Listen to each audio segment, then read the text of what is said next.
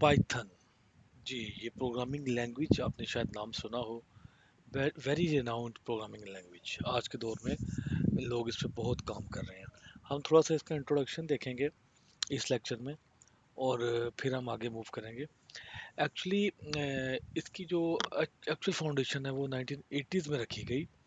ये एक डच था पर्सन, जिसका नाम मैंने यहाँ मेंशन किया है, रोसम। रोसम का नाम से ये जाना जाता था।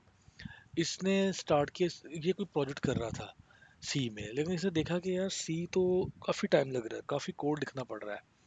तो he just started to write a new language.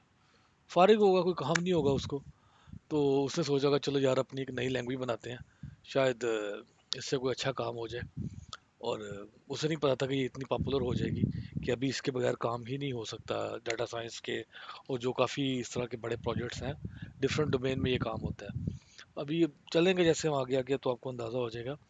तो ये उसने फिर ये डिफरेंट इसके अंदर मैंने वर्जन हिस्ट्री बताई है। लेकिन उससे पहले जो इसकी पॉपुलैरिटी की कुछ रीजंस थी ना, वो ये थी कि इसके अगर कोड आप देखें ना, तो बहुत रीडेबल है, इंग्लिश लाइक इसका कोड है।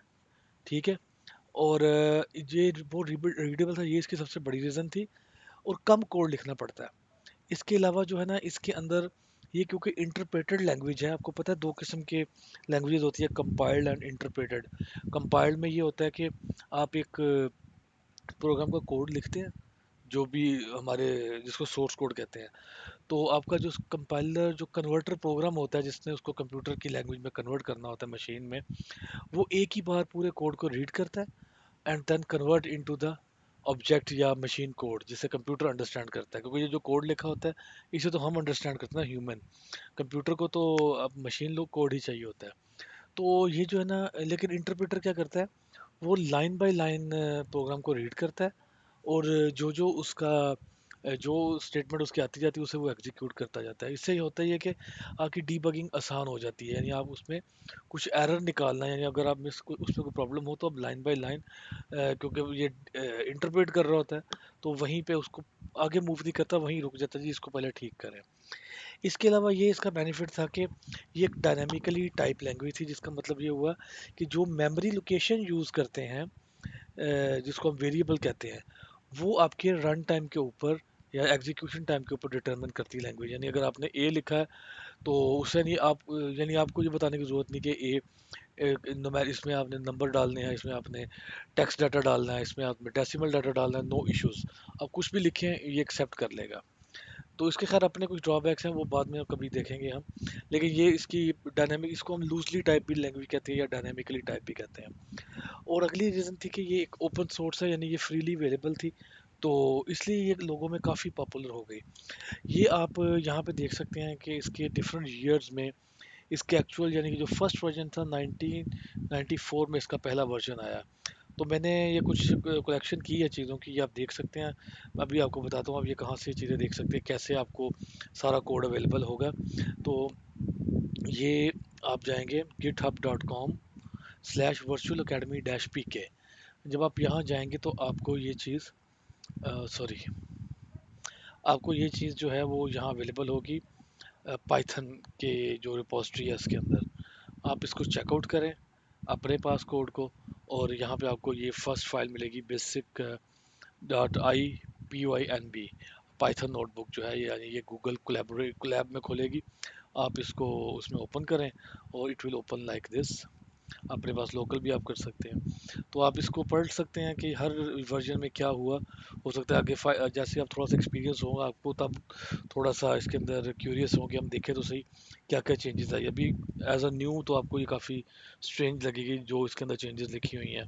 Unified types, diff some optimization, add the with statement, और व्हाट आर दीज, ये आपको आहिस्ता आहिस्ता पता लगेगा नेक्स्ट जैसे ही आप आगे मूव करेंगे।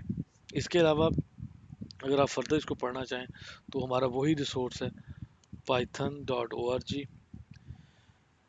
यहाँ पे आप जाएं, इसकी डॉक्यूमेंटेशन देखें, वट एवर यू वांट, आपको सब कुछ यहाँ से मिल जाएगा। किस वर्जन की हम बात कर रहे हैं वो यहाँ पे आ जाएगा। इस वक्त जो मैं ये रिकॉर्डिंग कर रहा हूँ, तो you can see the stable release is 3.9, इसकी स्टेबल रिलीज है।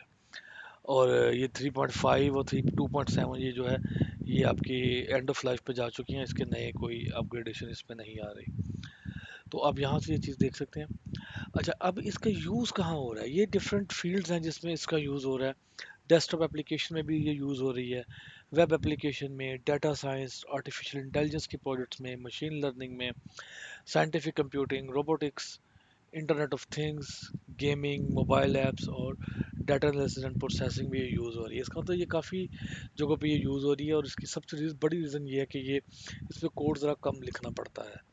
ठीक है, अगर as compare to Java, as compare to C, तो ये ज़रा थोड़ी सी रैपिड एप्लीकेशन डेवलपमेंट है। इसके अपने काफ़ी फ्रेमवर्क्स हैं, हम आगे चल के वो भी देखेंगे।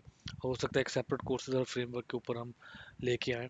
तो ये इसका कुछ बेसिक इंट्रोडक्शन था। तो उसके बाद आपकी ये आप डाउनलोड और यहाँ से आप चीज़ें डाउनलोड कर सकते हैं। कुछ मैंने स्टेप लिख दी हैं, but what you can do is आप इसकी नेक्स्ट जो हमारी वीडियोज़ हैं जिसके ऊपर किस तरह हमने सेटअप करना है, किस तरह रन करना है, वो आप वीडियो देख सकते हैं नेक्स्ट। तो उससे आपको अंदाज़ा हो जाएगा कि आपने किस तरह इंस्टॉलेशन कैसे करनी है। तो फिर हम एक्चुअल कोड की तरफ मूव करेंगे। Thank you very much.